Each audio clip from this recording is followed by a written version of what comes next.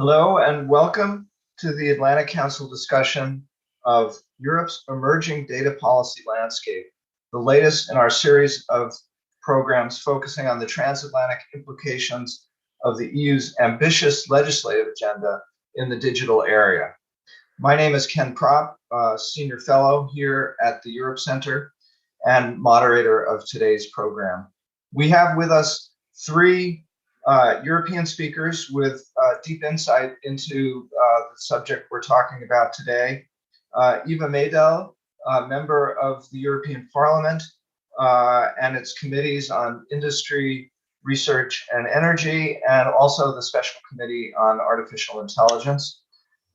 Peter Fetelnik, Minister Counselor for Digital Economic Policy at the EU delegation here in Washington and a longtime Commission official specializing in technology policy, and also Sarah Snelson, Director at Frontier Economics, an economics consulting firm that has just published today a new study entitled Beyond Personal Data, the Cost of Data Flow Restrictions to EU Companies. This is going to be an open conversation. I'm going to start by posing a few questions to our speakers and then turn to audience questions. Please send us your questions through the QA function at the bottom of your screen. So over the last 2 years, the EU has embarked on an ambitious legislative agenda to keep pace with the rapidly evolving digital economy. Attention in the United States has tended to focus on two pieces of legislation relating specifically to platform companies, the Digital Markets Act and the Digital Services Act, both of which are approaching completion in the EU legislative process. Today, though, our topic is the EU's separate effort to establish detailed rules governing non-personal data, sometimes also referred to as industrial data. In other words, data that does not contain information identifying a person. And a few examples of this could be financial information such as pricing, technical information generated by the applications used by a business, and data from smart sensors, the so-called Internet of Things.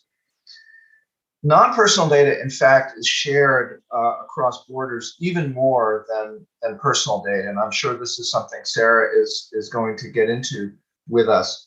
But these twin legislative initiatives, the Data Governance Act and the Data Act, have yet to attract much transatlantic attention. So that is our goal today. It's a broad subject.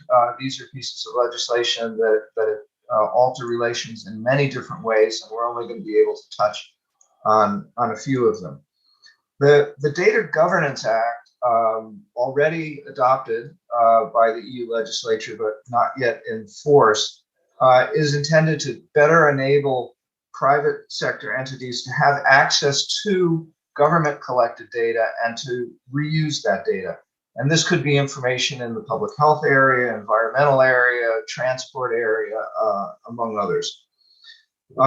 The final piece, the fifth and we think final piece of the legislative package here is the so-called Data Act, which is due to be formally proposed by the European Commission next week on February 23rd.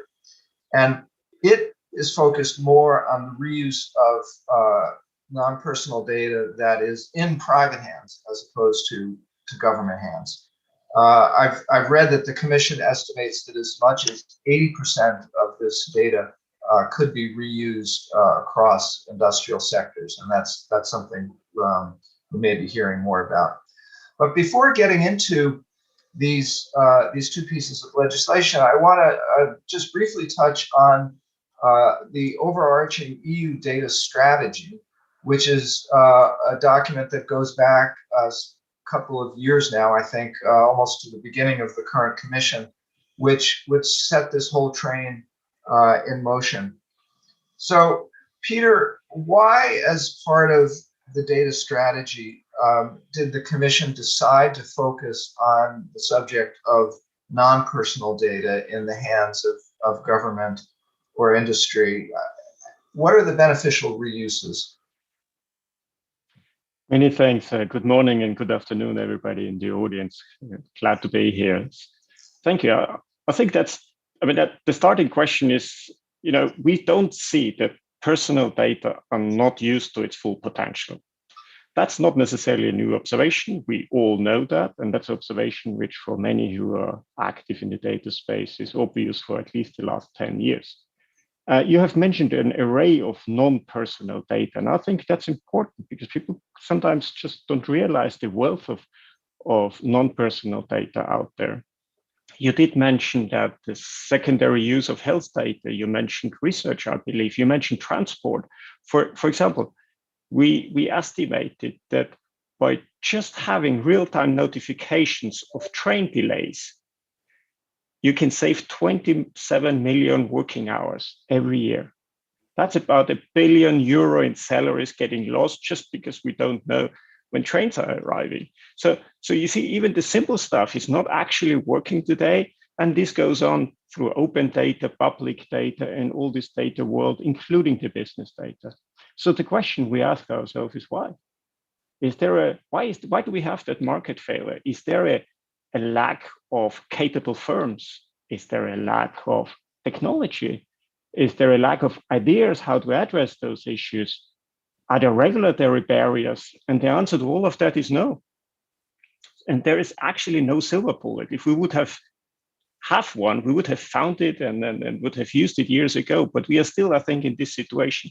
And the European data strategy, it's not the first one. It's actually, we have had at least 2 iterations before that, is a revamped effort to lift and showcase models for a secure empowering of data to make better decisions. This is what we want to get for business and for public data.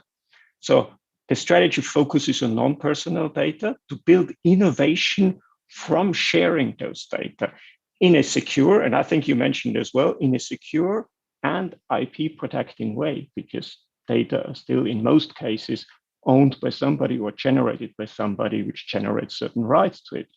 A lot is already in place.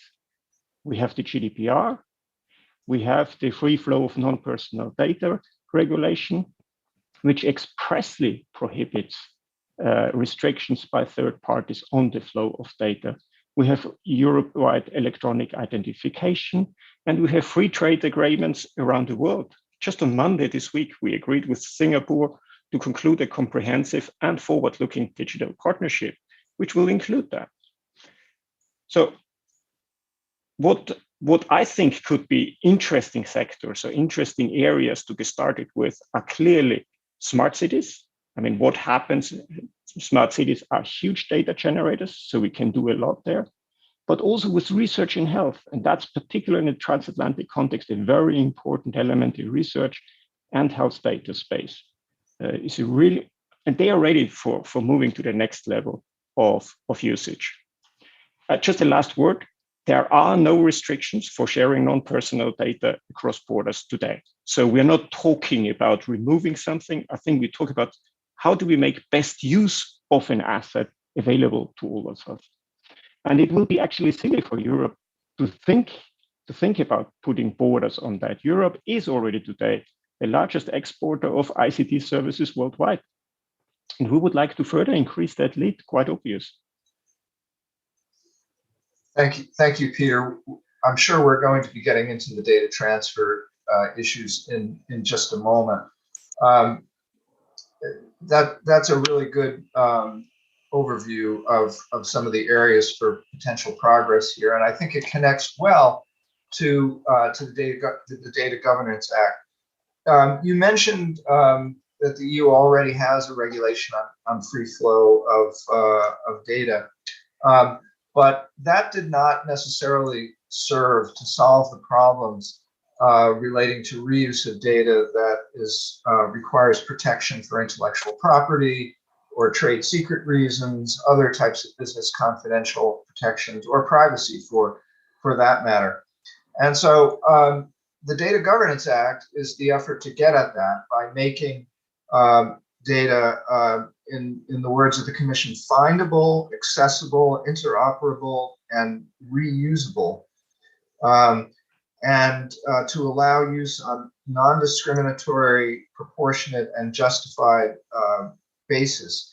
Um, Eva, the Data Governance Act had a fairly low profile making its way through the European Parliament, not one of the more controversial measures, but perhaps you could explain to us what the key perceptions of this legislation were in the European Parliament, and how the Parliament put its mark on it. Yeah, first of all, thank you very much for having me in this very interesting discussion. And in a way, as you've put it rightly, it's this emerging data policy landscape that we see happening in Europe.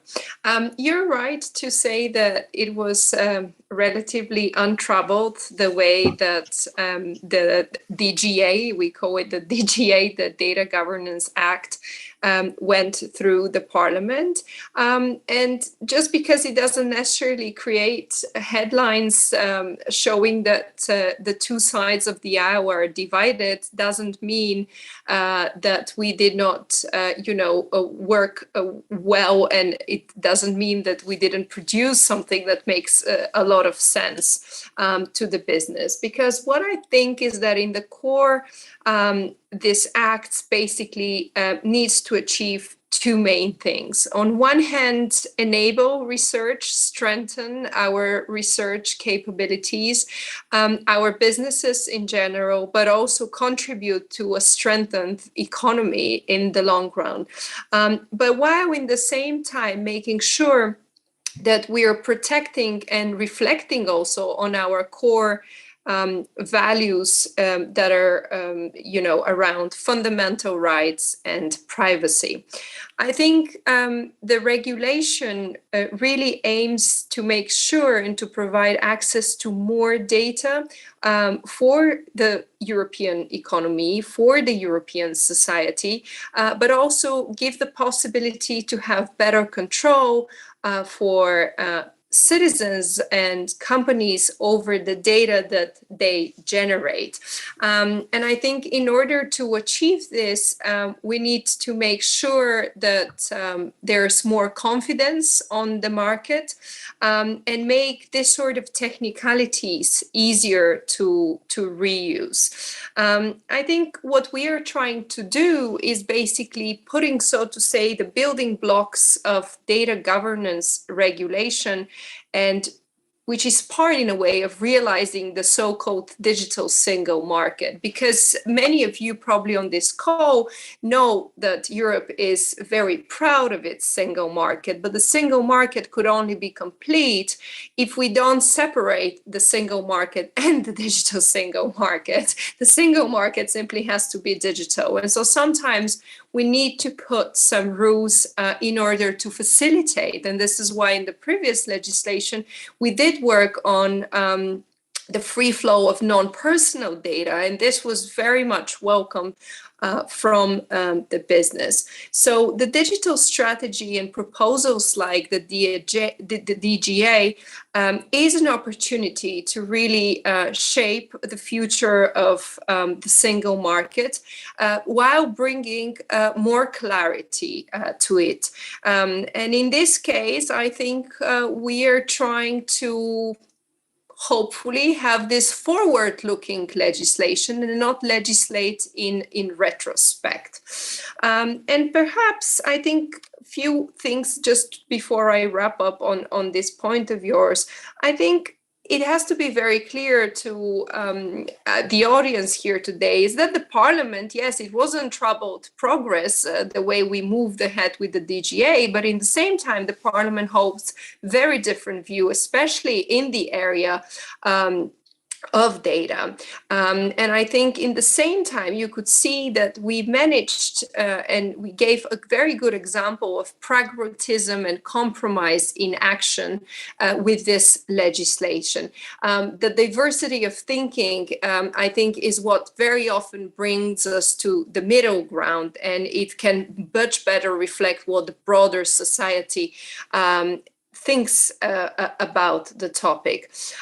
So I think it will be important that with this sort of legislation, we make sure that we help the data is utilized in a way that is sustainable, that enables both larger and smaller businesses to see the benefit of the data they generate, and they can reuse and so on and so forth.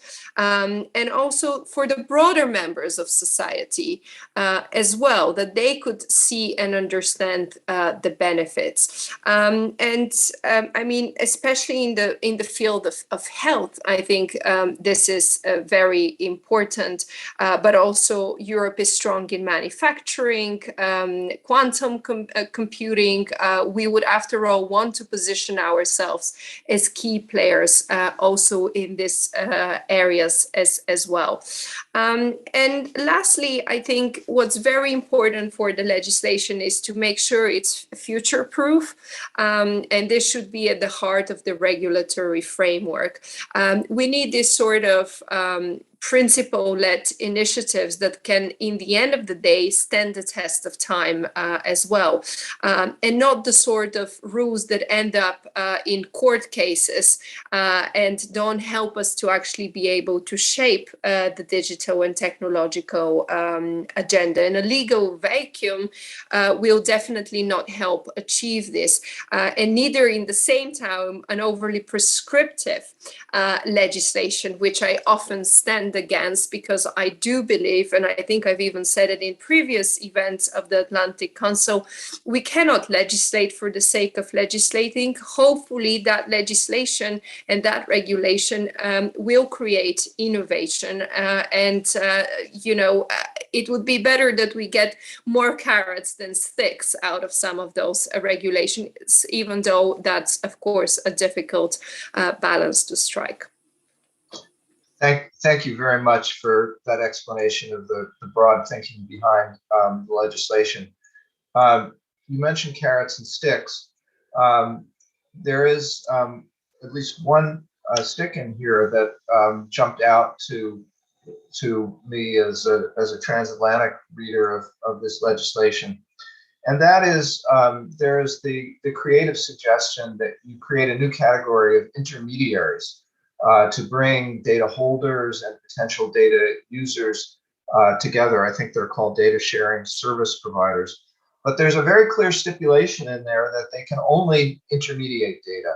They can't use it for their own purposes. And that on its face would seem to exclude quite a lot of companies that might be interested in that providing that service. I'm just wondering if you can explain the thinking behind that a little bit. Yes, I will give it a try and do my best, because I think there is no denying that this is a very complicated issue.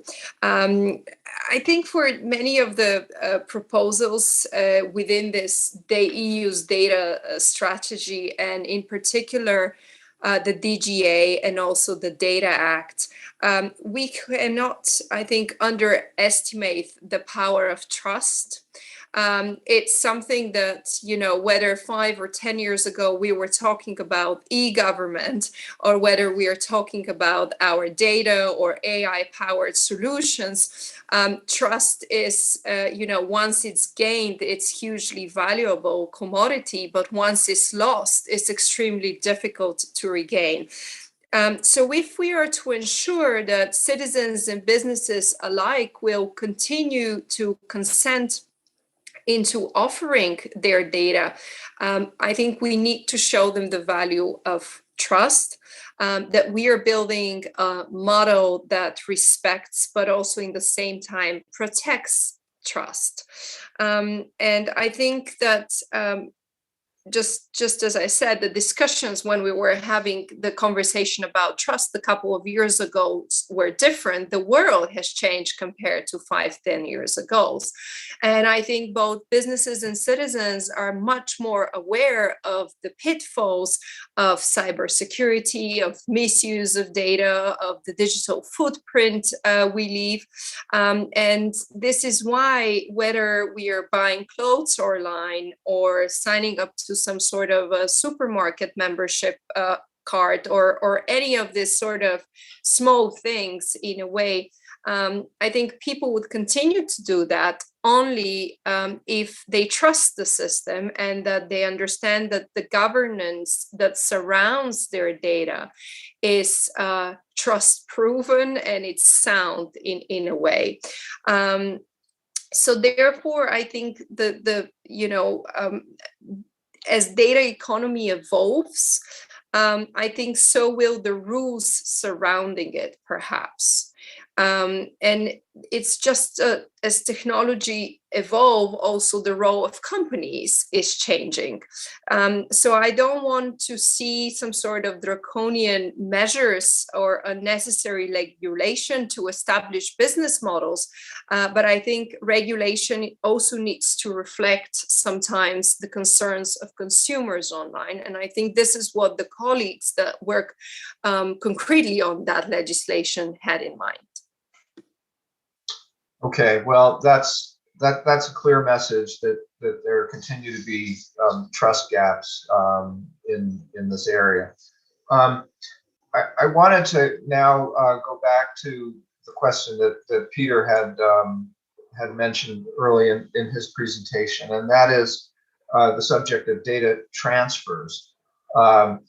Because the Data Governance Act does impose special requirements for international transfers of non-personal data, in some respects comparable to those of the General Data Protection Regulation for personal data.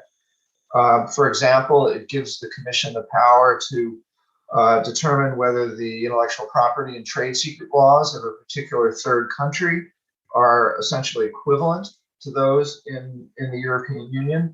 And if that is not the case, then companies have to investigate the conditions relating to those laws in third countries and utilize contractual safeguards. There's even the possibility of banning certain types of international transfers of non-personal data if it's considered highly sensitive. And the forthcoming Data Act also imposes similar preconditions to transfers of non-personal data. Once again, to guard against theft of trade secrets, industrial espionage, but also requests for government access for other sorts of reasons, such as law enforcement and intelligence that may be considered illegal under European law. Sarah, Frontier Economics has just published, I think, one of the first studies investigating the extent and purposes for which European companies transfer non-personal data internationally. And you've also looked into the costs of international transfer restrictions. Could you briefly tell us what your major findings were, and also give us a sense of whether the costs fall equally on all different types of companies, or would be borne by some companies more than others? Sure. Thanks, Ken. Thanks for that introduction. And also, as similar to the other speakers, I'm very happy to be here today and be able to share some of the results from our recent research. So in terms of what our study looks at, our study assesses the role of international transfers of data, by which I mean transfers of data from within the EU to outside of the EU, and the potential impact of new restrictions to these flows, which could take a number of forms, some of which I think Ken has just alluded to. I'll come on to what the key findings of the study are in a minute, and how it sort of adds new evidence to the area. But first, I wanted to draw on an analogy to help the audience visualize, I hope, the importance of data to European companies. So the analogy I was going to use, and I hope this transcends borders geographically and otherwise, is around sort of water within a house, so water flowing around your house. And the analogy would be that the water flows represent the data flows. And certainly in the UK, which is where I'm speaking from, typically water is stored in a tank at the top of the house. And I think we'd all agree it's of little use whilst it's sat there. What we need is hot and cold water to flow through the house to service essential needs such as washing, cleaning, drinking, cooking, as the wide variety of needs that we have. And in data terms, I think this is the equivalent to data enabling the management of cross-border operations, liaison with supply chains, innovation and R&D, etc. And now I guess I want to imagine a world in which the hot water flow represents personal data and the cold water represents non-personal data flows. And as we've already alluded to in this discussion, there are and have been for some time restrictions on personal data flows around the world. And that, I guess the analogy would be that that's caused the flow of hot water to be lessened in some way. But I think we certainly know there's still a flow. However, we're now talking about restrictions potentially to the flow of cold water or non-personal data. And actually, what we find in our study is that that non-personal data, or cold water in this example, is really important for business needs. It accounts actually for a bigger proportion of data that flows than hot water or personal data. So to give an example, we found in our study that 70% of companies share non-personal data across borders versus only 46% who share personal data across borders. So it in general is more important to companies the non-personal data flows. So I guess this means that there are significant implications for continuing to serve essential household needs, in my analogy, or business needs in terms of the world of data. And this could mean either implementing sort of clunky workarounds if we restrict the flow of that data. So in the water example, it might mean collecting the water direct from the tank, which I think we'd agree is probably not very efficient. It could mean cutting out some important uses of that water or the data, or implementing new or expensive means of transferring water or data. One way or another, I think this requires a change in the way that we use data with associated implications, and or a change in the cost of using data with similar implications. So in terms of what our study the main findings are, our study sort of finds that new restrictions on non-personal data flows could cost multinational enterprises and scale-ups within the EU, and I'll go on to clarify why we focus on those in a minute, around 4% of their global revenue, which is equivalent to 10 million euros per business. And if we extrapolate that to the wider population of EU multinational companies and scale-ups with an international presence, this implies a hit to GDP of around 79 billion euros per year, or indeed 560 billion euros over a period from 2021 to 2027. Just to put that in context a little bit, that's almost 6 times the amount that the EU is spending on research and innovation under the Horizon Europe framework over the same period. So it's very significant. Why is it so significant? Well, I think that's for several reasons, but certainly it's because non-personal data is so important for such a wide variety of uses for companies. So we find in our work that over 80% of companies share data across offices within a business to perform essential functions. So that ranges from accounting, payroll, monitoring production systems, R&D, etc. Again, 2/3 of companies share data with supply chain partners and other external organizations, and we see the huge global nature of supply chains these days and the importance of those supply chains both for servicing products and services, but also for R&D and innovation. And then thirdly, 90% of companies use data sharing intensive digital solutions, things like cloud-based software and infrastructure or enterprise resource planning tools, etc. So I guess that gives a flavor as to why this non-personal data is so important for businesses. Just a quick note then on what is different about our study. So we have focused on non-personal data flows specifically within our work. So that's one area of difference, I think, relative to previous studies. The other aspect is that we have focused, as I alluded to earlier, on high growth EU scale-ups and multinational enterprises who have a presence outside the EU. And we draw on a survey of 150 businesses of that kind, 90 of which were scale-ups and 60 were multinational enterprises. The reason for that is primarily because of their important role in terms of European growth. Actually, those businesses account for 50 to 60% of new jobs created in a given year and around 40 to 50% of GDP growth. So they're really significant to the economic growth, job creation and innovation of the EU economy more generally. And just to touch briefly then on your question around who feels that impact, is it large or small companies? Basically, within the work we've done, we've obviously accounted separately for scale-ups and multinationals. And actually, if you break it down in that way, scale-ups account for around a quarter of the impact that we see, so a quarter of the 79 billion, and multinationals account for 3/4 of the impact.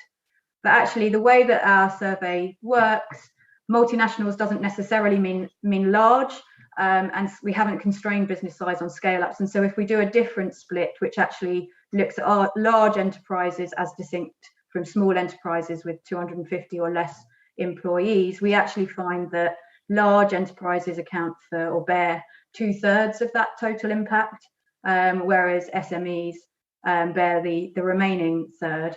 And I guess just to briefly explain why we think that's the case, I think large enterprises naturally have higher revenues, and because they're large, tend to have a bigger international presence.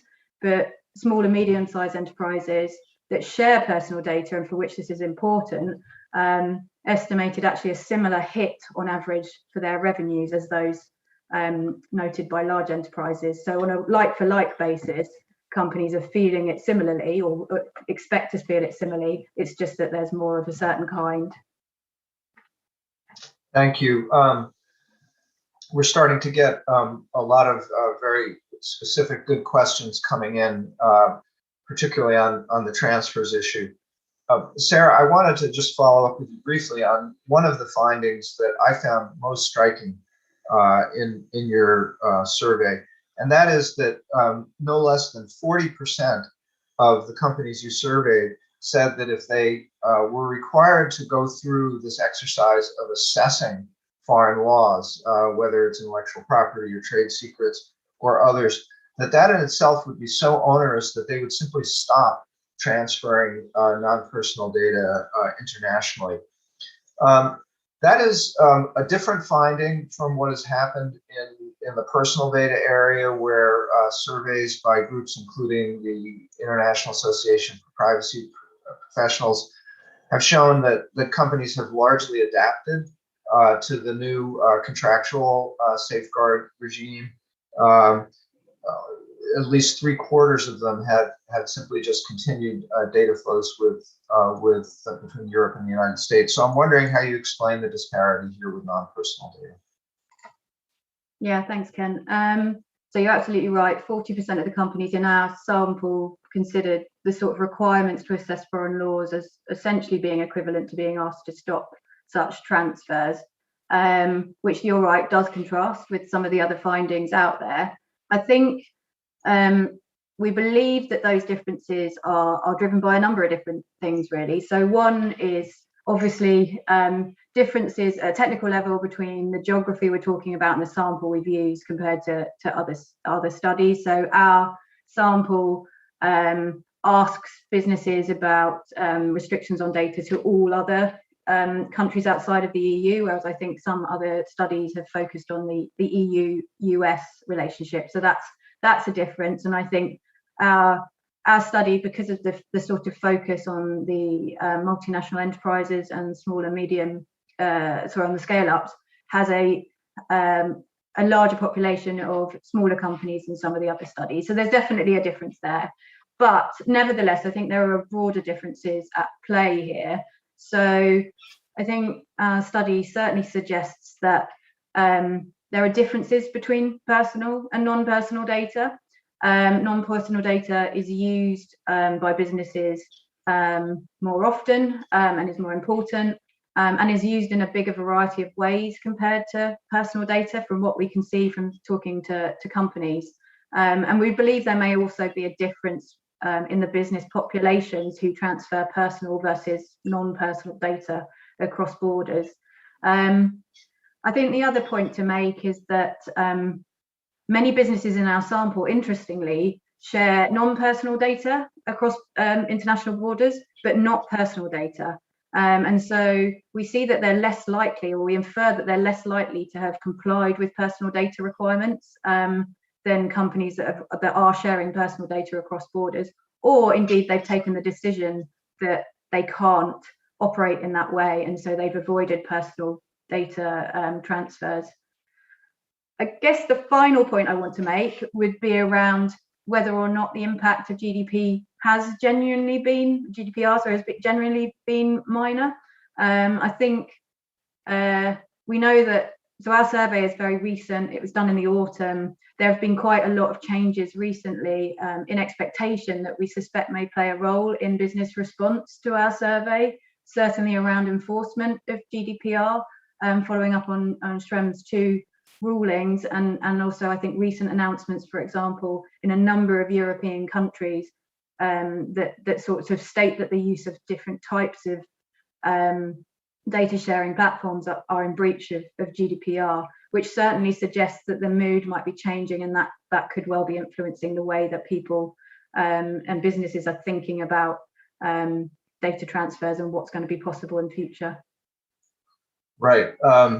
So on that ominous point that you just finished with, I want to go back to Peter for a second, because we've been proceeding so far on the assumption that there are 2 sort of separate streams of data here, personal data and non-personal data. And you rightly mentioned at the outset that the GDPR remains a factor here in the reuse of data. How do you deal with situations of mixed data sets, which I understand is not uncommon for companies to be transferring information that combines the 2? You have 2 separate regimes for relating to international transfers, for example. Yeah. I think it's a good question. And Ken, you know very well that the GDPR has a very long history. So in Europe, you have privacy regulation in place for more than 40 years by now. So it's just sort of the latest edition and perhaps the most articulated version of a privacy and data protection regulation. The point about mixed data sets, the GDPR is based on values. It's a constitutional right, privacy. So it's nothing we can discuss it here, but the discussion has been settled. So it's a constitutional right. This is what Europe wants. And therefore you need an implementation framework of that constitutional right. I mean, this works in any other area. You take the US Constitution, it's very, very small, very little, but you have a body of regulation implementing that.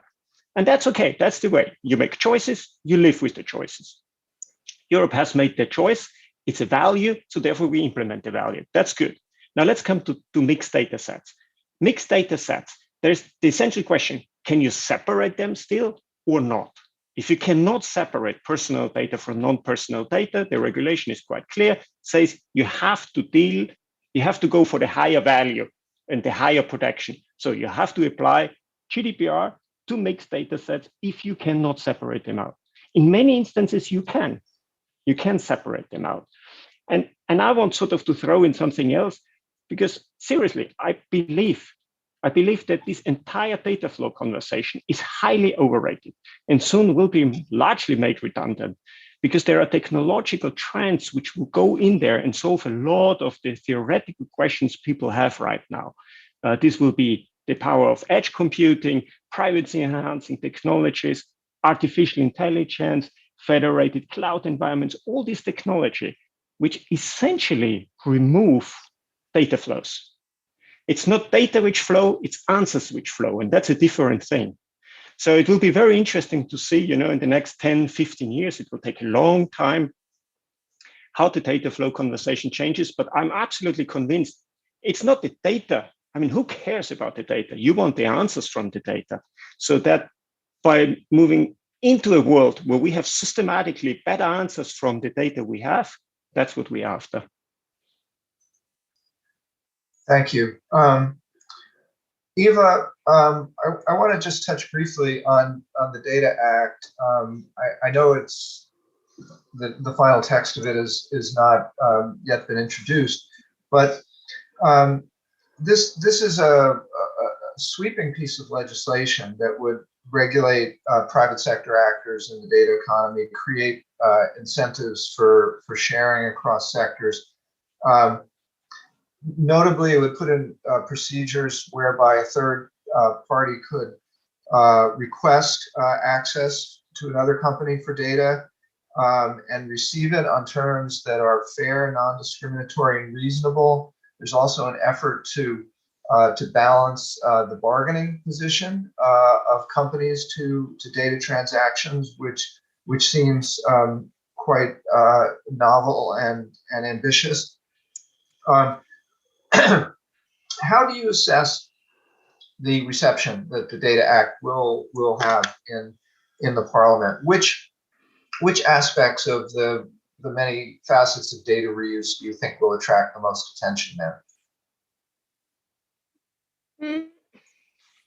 Also, first of all, when it comes to the Data Act, I also saw there's some questions. I mean, we're still operating with some leaked versions, which I haven't got myself very familiar with. I think the most important thing, especially when it comes to the business sector and the business side of things, and also when we speak about the international data flows, I think is what our businesses wants to see is certainty. So when we start to legislate, it will be extremely important that the new type of regulation that we are going to put in place is that it brings as much clarity as possible and as well as certainty. We cannot allow ourselves, and I think I kind of mentioned that, going into a momentum and a moment when we think we are doing the right steps and then the courts overrule us. I think this should not be happening in the long run again. So to be a little more specific about it, both of these pieces of legislation, when they were introduced, and I imagine the same will happen with the Data Act shortly, they have been framed, at least in part, in terms of European access to European data pools. That's been quite explicit from Commissioner Breton, for example. How significant an element is that in the Parliament discussions? Does sovereignty play a role here, or are we simply talking about competitiveness? Are we simply talking?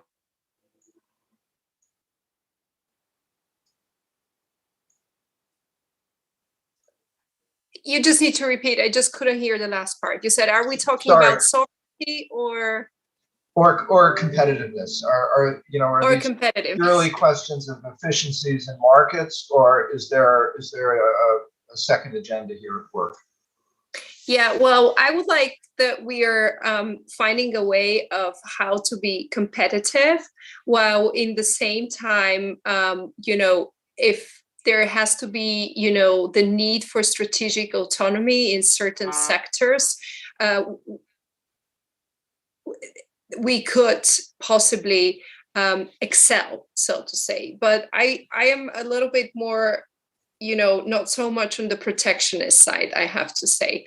I would like to see us collaborating with our like-minded partners as much as possible, and making sure, I don't like to look into silos. It's not just about whether the EU will excel or the US will excel. I think we need to create opportunities and platforms for our mutual shared values to excel through the solutions that businesses can provide for our citizens and for our economies. And so this is not often, the case when I sit in my Brussels bubble, so to say, because it's more about how we excel only. And I think in the very big global context of looking of things, I think, yes, I understand the need for strategic autonomy. And in a way I support it, but I think for me it would be much more important to focus on the competitiveness. I see your point about the hidden agenda. I could see that, but I very much hope we just want to be transparent with our like-minded partners, because with who else are we going to be transparent and open about it, and with who else are we going to work in the years to come, which are going to be very challenging, both for policymakers, but I think also for companies, because with more advanced services or products comes more responsibilities. And I think some companies are only starting to understand this now, and some are even doing it with a little bit of a delay. But I think also policy makers understand the need to, bring some clarity or make sure there's more certainty out there.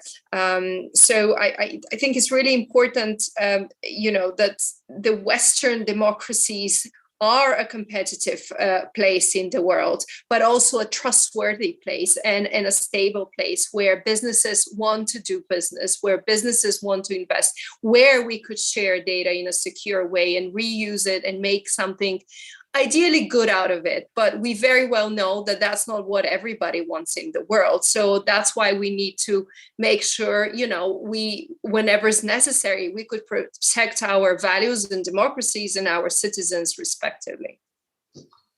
Yeah, I thank you for introducing the intergovernmental dimension here, and indeed the multilateral aspect, because we are getting a couple of questions about that in particular.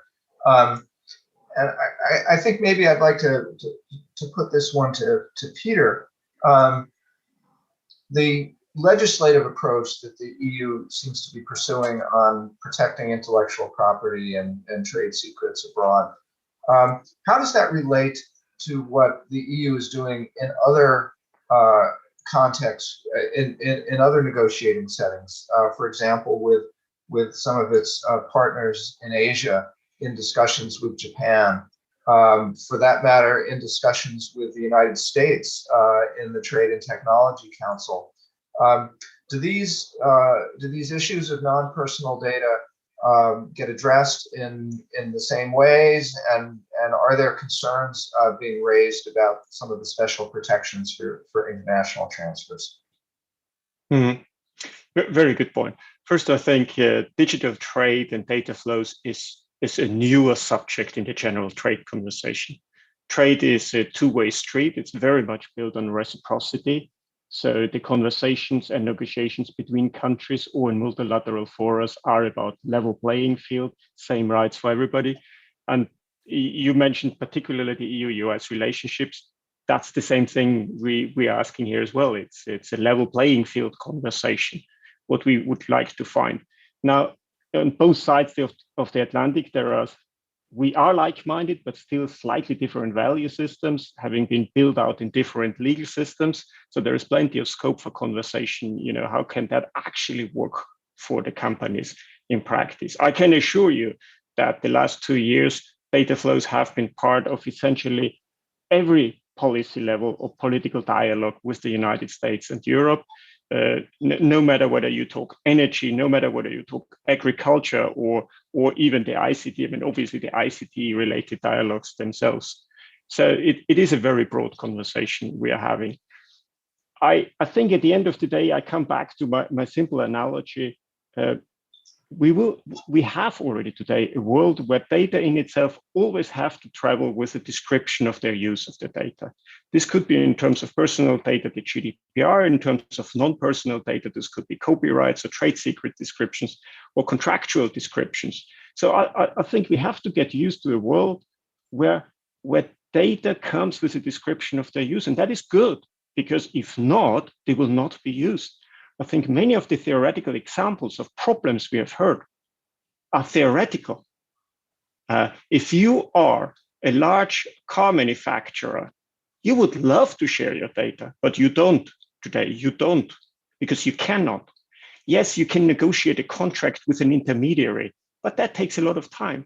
So you see, for instance, the Digital Governance Act comes in here, rising the floor for making it easier for companies to rely on legal provisions, not on contractual provisions, to get their data shared and used in a safe space. And that's all what we try. I do not want to hide the fact that we will see the beauty of the Data Governance Act not before the next 3, 4, 5 years.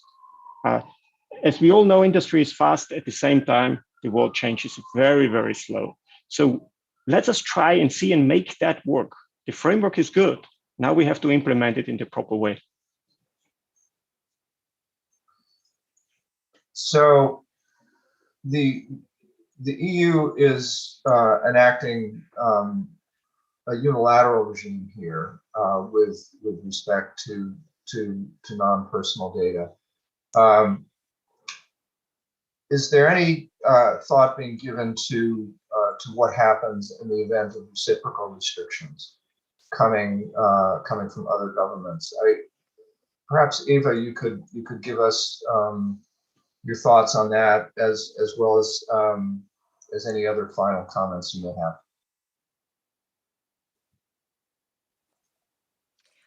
Just to make sure, because sometimes my connections, for some reason, is not very good. Just to make sure that I understood right your question. You wanted me to elaborate a little bit more on our discussions with third countries, right? On ongoing discussions, or no? Well, I mean, in particular, whether there is a reciprocity concern here, as the EU develops its own regimes in this area, one can expect other governments to do the same.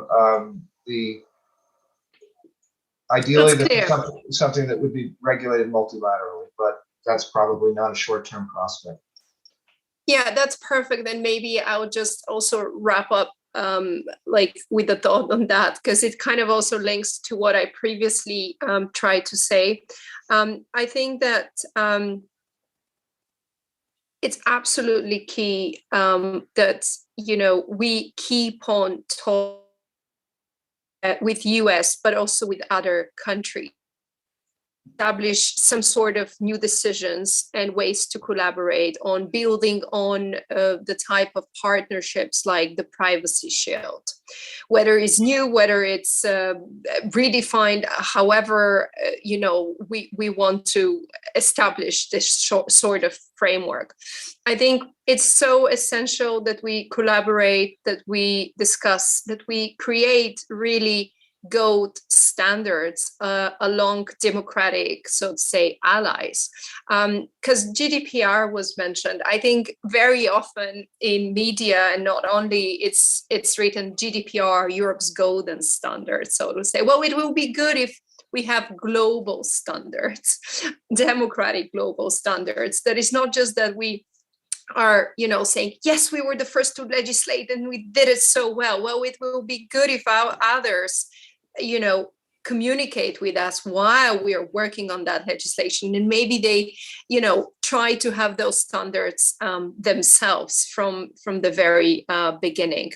I think no one is trying to inhibit the flow of data because this benefits no one. And if we have regulation that will be struck down by courts just, you know, 6 months, 12 months later, it's not beneficial for anyone.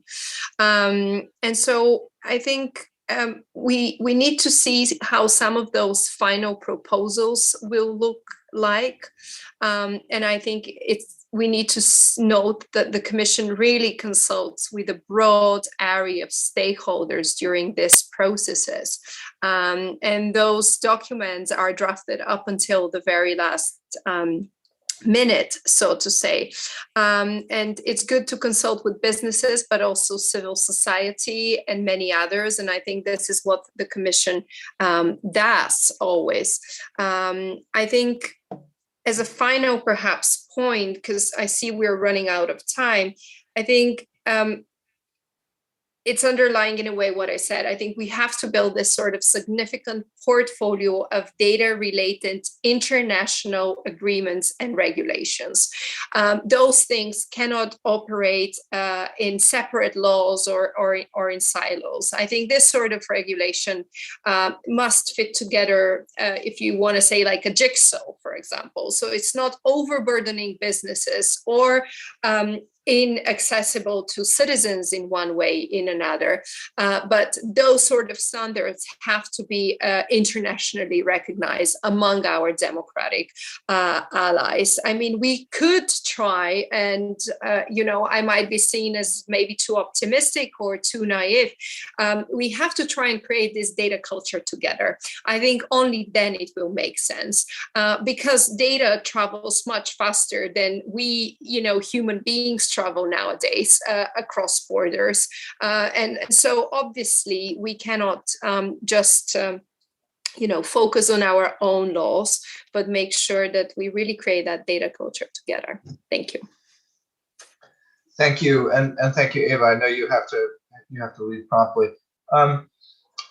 Just a final question to Sarah, and perhaps Peter may want to comment on this as well.